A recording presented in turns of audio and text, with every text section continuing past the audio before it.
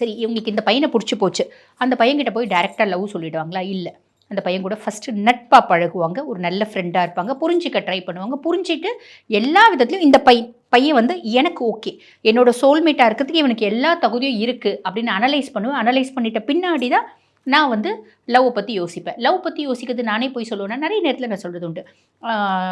எனக்கு உன்னை ரொம்ப பிடிச்சிருக்கு, பிகாஸ் நீ வந்து உங்ககிட்ட இந்தந்த குணங்கள்லாம், உங்ககிட்ட என்னென்ன ப்ளஸ் இருக்குது அதை தெளிவாக சொல்லுவாங்க. உங்ககிட்ட வந்து இந்தந்த ப்ளஸ் தான் இருக்குது, நீ ரொம்ப அறிவாளியாக இருக்க, ஆனால் ஆர்ப்பாட்டம் பண்ண மாட்டேன்ற, அமைதியாக இருக்க, இந்த குணம் இந்த இந்த இந்த குணம் எனக்கு ரொம்ப பிடிச்சிருக்கு அப்படின்றத பாயிண்ட் அவுட் பண்ணுவாங்க.